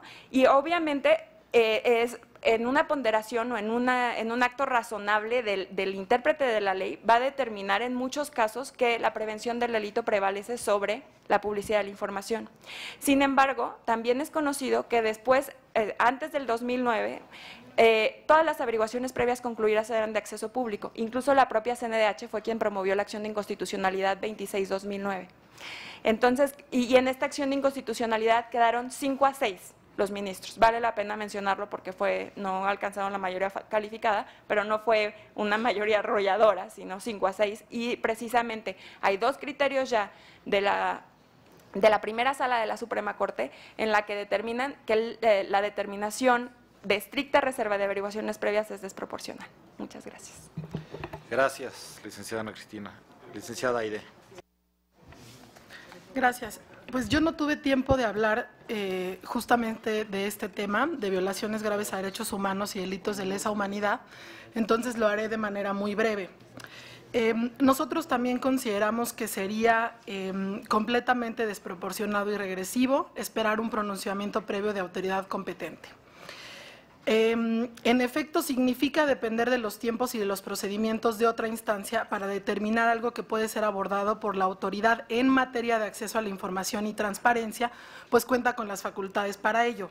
El mismo representante de México del Alto Comisionado de Naciones Unidas para los Derechos Humanos ha subrayado en su carta presentada a ustedes, senadores, la importancia que ha significado para la defensa y promoción de los derechos humanos la disposición originalmente redactada en la iniciativa. Afirma que esta cláusula ha permitido que el órgano garante ejerza sus atribuciones con responsabilidad en beneficio de la causa de los derechos humanos sin estar condicionado a lo que determine otra autoridad. El órgano garante efectivamente puede pronunciarse prima facie sobre violaciones graves y delitos de lesa humanidad para efectos únicamente, como ya lo ha dicho perfectamente claro, Ana Cristina, para efectos de ejercer su competencia en materia de acceso a la información. No es el órgano garante, el IFAI, quien realizará el examen minucioso sobre las violaciones cometidas, ni quien determinará los sujetos responsables ni las sanciones aplicables, pero sí podrá determinar si a primera vista aquello de lo que se trata consiste en eventos de aquella naturaleza para efecto de garantizar el derecho de acceso a la información. No existe, por tanto, una invasión de competencias con respecto de otras instancias del Estado. El valor jurídicamente protegido por el órgano garante de transparencia es diferente al valor protegido por otras instancias, así que sus resoluciones van dirigidas a un objetivo diferente al de la identificación de los responsables y sus sanciones. Se insiste, el IFAI garantiza el derecho de acceso a la información al evaluar si el caso en concreto es de interés público y de tal trascendencia social para que la información contenida en él tenga prohibida la reserva. Ya se han mencionado las dos sentencias del Poder Judicial que reconocen la facultad del órgano garante de pronunciarse prima facie respecto a las violaciones graves y delitos de lesa humanidad. Solamente recupero el juzgado octavo de distrito en la materia. Contrario a lo sentado por el IFAI, dicho instituto sí cuenta con facultades para pronunciarse prima facie sobre las violaciones graves de derechos humanos, únicamente para efectos de asumir y ejercer sus propias competencias en materia de acceso a la información a las averiguaciones previas. Ahora, hay internacionalmente criterios muy claros para definir, ya entrando al caso en materia, si se trata de crímenes de lesa humanidad o de violaciones graves a derechos humanos. Esto lo digo porque han mencionado varios de ustedes, senadoras y senadores, que se dejaría abierta la puerta para que cualquier tipo de conflicto o de situación complicada se determinara como violación grave y entonces se abriera la información. Aquí vale la pena recordar los estatutos de Roma de la Corte Penal Internacional, que son firmados y ratificados por el Estado mexicano, en donde establece con toda claridad qué son los crímenes de lesa humanidad y elabora un catálogo de conductas que los constituyen. Aquí están, no los leo, les voy a dejar el documento, pero está clarísimo. Lo mismo con el tema de violaciones graves a derechos humanos. La Corte Interamericana ha establecido criterios que ayudan a establecer cuándo una violación a derechos humanos debe considerarse como grave. En los minutitos que me quedan, me preguntaban sobre la prevalencia de la ley. Me parece que está clarísimo que es la ley especializada en la materia la que debe prevalecer versus otras leyes. Hablando de acercar posturas y de llegar a conciliación, nosotros en el grupo de trabajo no solamente proponíamos que la ley general fuera la que prevaleciera, la ley general de transparencia. Como artículos transitorios nosotros determinamos casi 10 legislaciones federales que tendrían que, con artículos específicos que tendrían que derogarse porque prevén reservas ex ante de información. Estoy hablando de la ley de instituciones de crédito, la ley minera, la de responsabilidades administrativas, la ley federal de derechos, el reglamento de transparencia de la UNAM, es decir, todas estas leyes que también aquí están en nuestra iniciativa de ley, establecen reservas ex ante en marcos normativos que son previos a esta ley general y a la reforma del 2014. Desde nuestro punto de vista tendrían que derogarse. Por último, sobre cancelaciones, condonaciones y exenciones. No he visto que haya muchos pronunciamientos al respecto y la verdad es que a nosotros sí nos preocupa mucho. Es un tema que incluso hemos llevado a la Corte. Tengo entendido, condonaciones, exenciones y cancelaciones fiscales. Tengo entendido que ya en este momento la discusión es únicamente sobre exenciones, que ya el tema de condonaciones y créditos después de la reforma al 69, de lo que dijo la Suprema Corte y tal. Entonces, si solamente estamos hablando de excepciones, de exenciones, perdón, me parece que de todas maneras se quiere hacer un candado con base en la generalidad. Es decir, todas las decisiones que impacten a los recursos públicos deben ser transparentes en tanto sean identificables. Lo decíamos en otra reunión, nadie está obligado a lo imposible, ni los sujetos obligados, ni los funcionarios. Entonces, cuando estas exenciones no sean identificables, como lo plantea la Consejería Jurídica, no puede entregarse la información, pero no hay por qué hacer un candado en la ley general con base en la generalidad. Es decir, cuando efectivamente no sean posible identificarles, la autoridad deberá comprobar y demostrar que es imposible la identificación. Como en todos los casos, y lo dije en mi intervención inicial, esto se trata de caso por caso, no reservas previas, no candados previos. La autoridad recibe una resolución sobre exenciones y entonces motiva y funda por qué no es posible identificarlas y entonces no se entrega la información. Hay muchas exenciones que sí es posible identificarlas y terminan siendo, digamos, un problema en términos de ingresos públicos. Entonces, me parece que si ese es el tema, creo que no tendría que regularse con base en la generalidad. Y por ahorro del tiempo, pues acá la dejo. Gracias. Gracias, licenciada Aide Pérez. Licenciado Ismael Eslava. Muchas gracias. A mí me gustaría hacer algunos comentarios genéricos porque me parece que en el contexto de la exposición que realicé y tomando en consideración que hablamos de 20 minutos, creo que valdría la pena, y lo comento con mucho comedimiento y respeto, valdría la pena dar lectura que voy a hacer llegar este documento, por dos razones fundamentales. La primera de ellas, porque me parece que traté de ser enfático en el sentido de privilegiar el derecho de los ciudadanos de acceso a la información cuando estamos ante la presencia de violaciones graves a derechos humanos. Incluso señalé en el preámbulo de la exposición que no había lugar a dudas en esa parte. Tiene que darse desde luego el acceso a la información.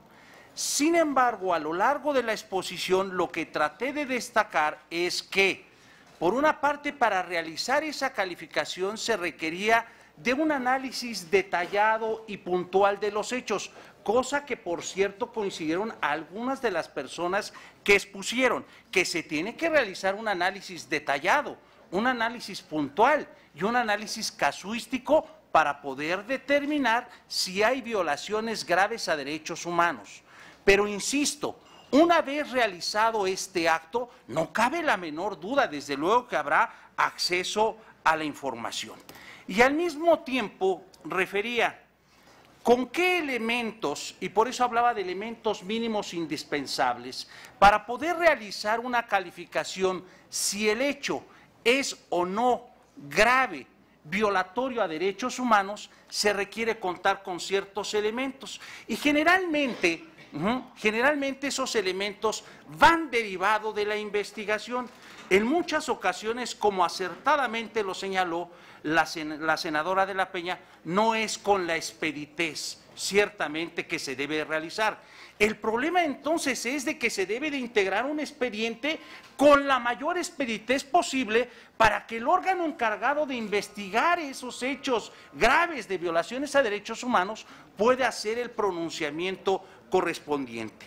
A mí me parece que no cabe la menor duda que una vez que existan esos elementos, el órgano tiene la obligación ineludible de realizar la declaratoria de violaciones graves a derechos humanos con las consecuencias, desde luego, con los impactos que deba tener en materia de acceso a la información. Pero ese es el punto fundamental que mis comentarios trataron de llevar a la reflexión con la finalidad de que pudieran, en su caso, de considerarlo conveniente este órgano legislativo, pudiera, en su caso, considerarlos. Señalar, por ejemplo, en el caso del órgano garante de información, que en un determinado supuesto hay violaciones graves a derechos humanos, la consecuencia lógica sería que esos hechos en sí mismos son violatorios a derechos humanos.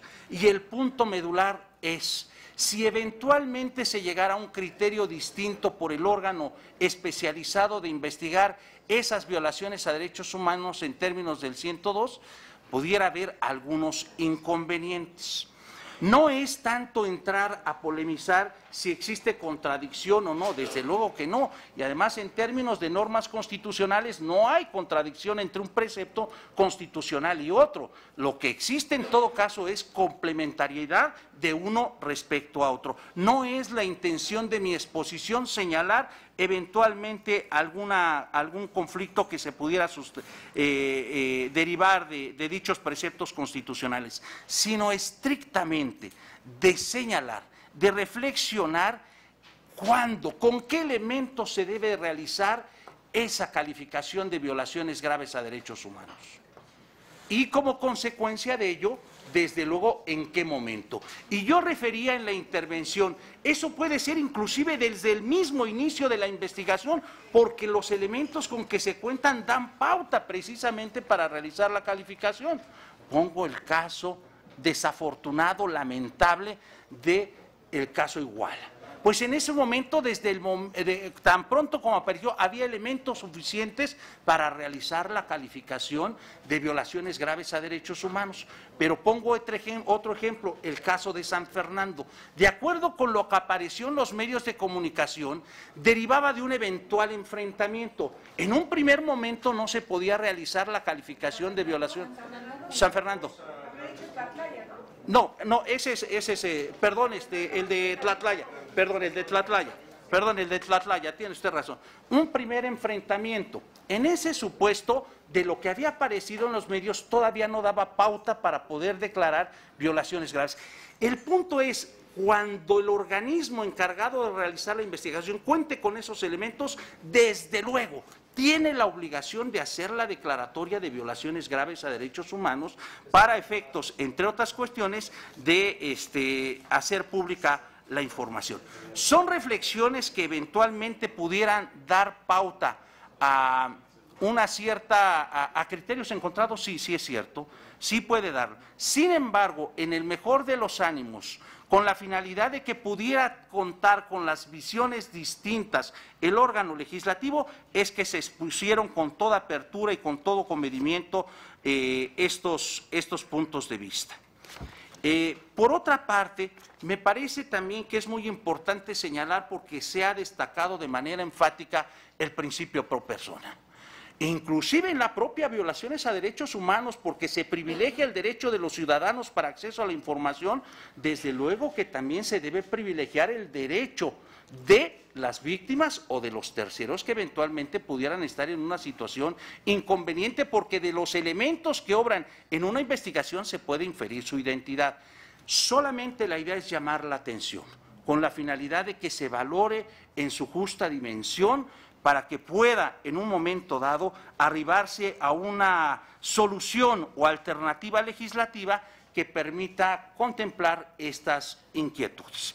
Esos serían en principio algunos de los comentarios, a reserva desde luego que algunos puntos más específicos lo haré llegar, desde luego por razones de tiempo, haré llegar algunos comentarios en relación con la pregunta que señalaba la senadora Díaz, Cristina Díaz. Entonces, estaría desde luego en la mejor disposición de hacerlo llegar. Muchas gracias. Muchas gracias, licenciado Ismael Eslava. Licenciado Rascado, un último comentario.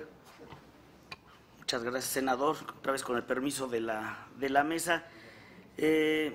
Finalmente, y de manera muy simple y muy resumida, agradecer nuevamente este espacio, y al igual que lo comenta el visitador, ampliaremos algunos de los posicionamientos de manera escrita.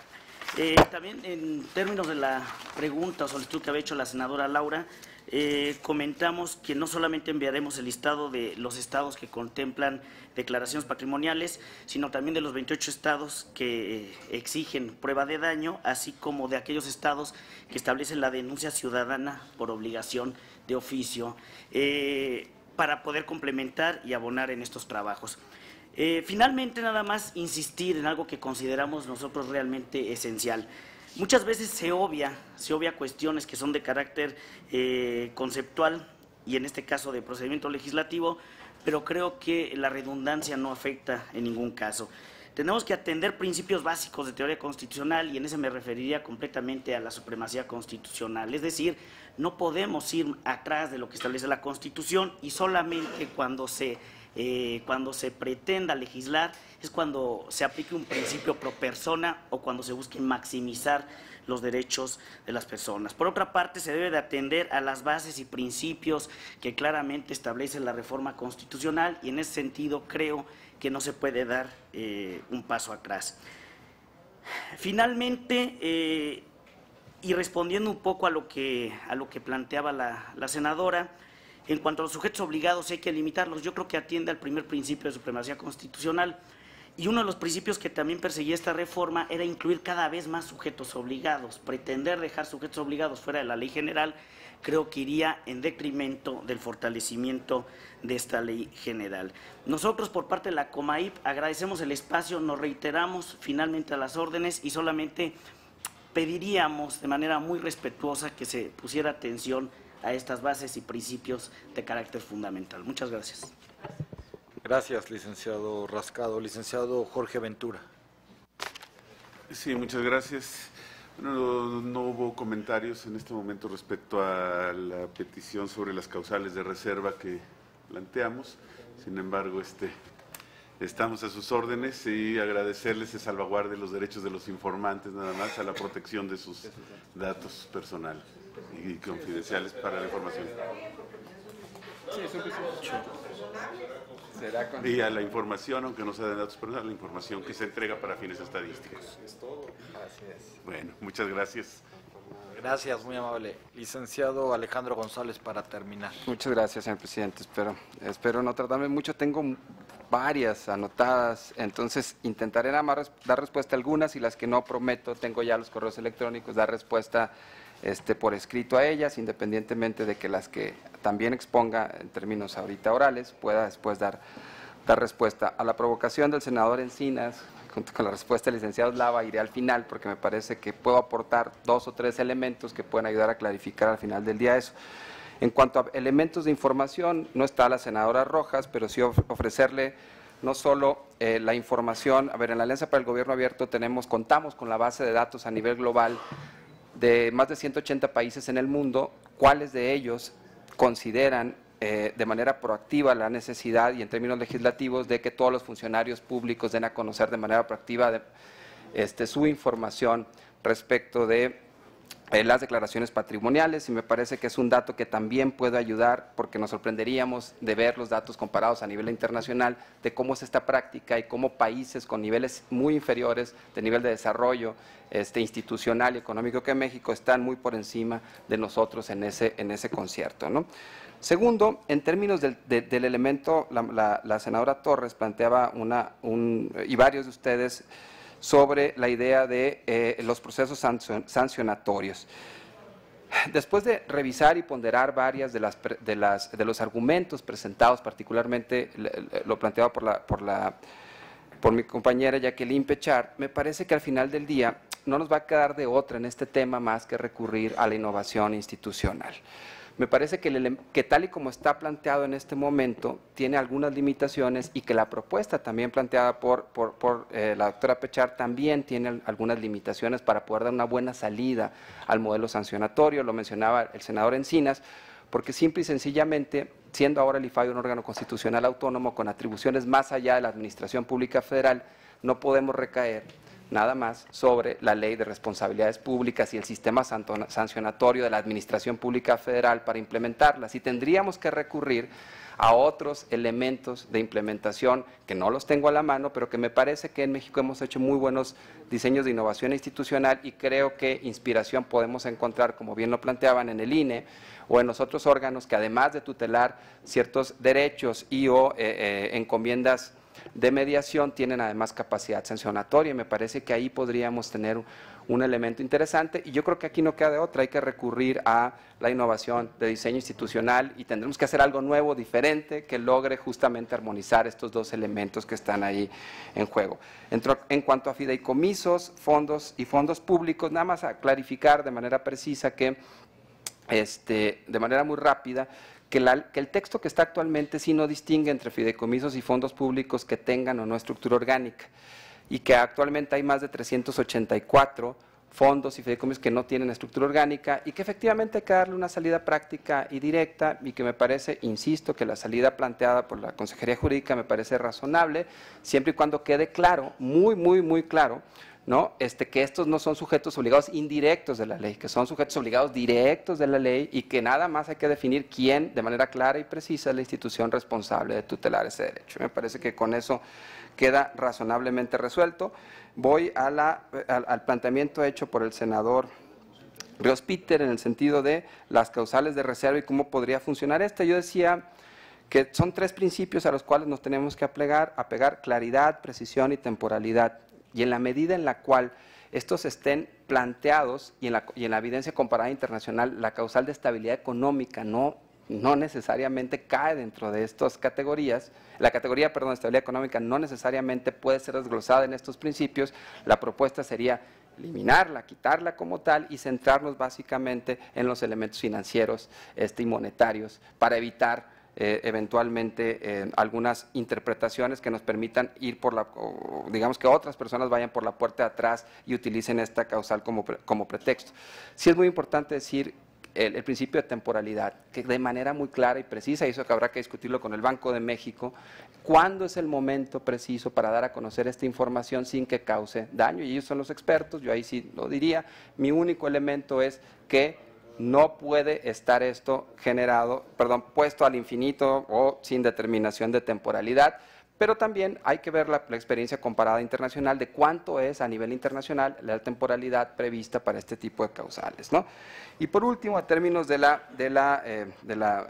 provocación del senador Encinas y un poco respondiendo también a la respuesta del licenciado Eslava, pues hay que ser muy claros, o sea, a ver, la Comisión Nacional de Derechos Humanos, o los 2 argumentos que principalmente se han planteado, es que en caso de que el IFAI se pronunciara sobre estos elementos, se dañaría el principio de especialización propio de la Comisión Nacional de Derechos Humanos y que se correría en el riesgo de contradicción de resoluciones, ¿no? Sin embargo, hay que decir que la Comisión de Derechos Humanos ya se ha pronunciado por ámbitos estrictamente vinculados, en principio, pudiera parecer, bajo la atribución del IFAI. Recordemos que la Comisión Nacional de Derechos Humanos ha determinado que en caso de que el SAT entregara información consistente en el nombre que consiste en el nombre de beneficiarios de la condonación de pagos de impuestos, se violarían derechos humanos, metiéndose a temas de datos personales, ¿no? Entonces, y no solo esa, también la Comisión Nacional de Derechos Humanos, aquí seguramente tendremos evidentemente fue en épocas anteriores. Ojo, que en caso de que el SAT también, nada más para terminar de manera muy rápida, entregara información consistente en el nombre de los extrabajadores de la extinta Luz y Fuerza del Centro y que habían sido recontratados por la Comisión Federal de Electricidad, también se violarían derechos humanos por ser considerados datos personales. Entonces sí hemos tenido estos elementos en el pasado, lo cual quiere decir que no necesariamente estamos ante los supuestos planteados y que ya hay antecedentes y que por supuesto el IFAI tiene la atribución para hacerlo, y creo que con estos últimos datos queda más que claro que ni siquiera tendríamos que estar discutiendo esto, perdón que lo diga con tanta claridad. Muchas gracias. Muchas gracias. Pues el Senado Muy bien. Muchas gracias. El Senado de la República les agradece el haber estado en esta mañana de audiencias públicas en un tema relevante para todos nosotros. Con esto damos por concluidos esta primera mesa y sesión de audiencias y regresamos a las 5 de la tarde con el segundo bloque. Nuevamente, gracias por su tiempo. Muchas gracias. Muchas gracias. Bueno, pues de esta manera se llevó a cabo la primera parte de las audiencias públicas relativas a la dictaminación de la Ley General de Transparencia y Acceso a la Información, en la cual le comento que estuvieron participando 8 ciudadanos expertos en el tema, quienes expusieron sus diversos puntos de vista referentes precisamente a la Ley General de Transparencia y Acceso a la Información ante estas comisiones unidas de Anticorrupción y Participación Ciudadana, de Gobernación y de Estudios Legislativos Segunda. Bueno, pues por mi parte es todo. Muchísimas gracias por su atención. Yo le invito a que permanezca en la señal del canal del Congreso, el canal de la Unión. Hasta la próxima.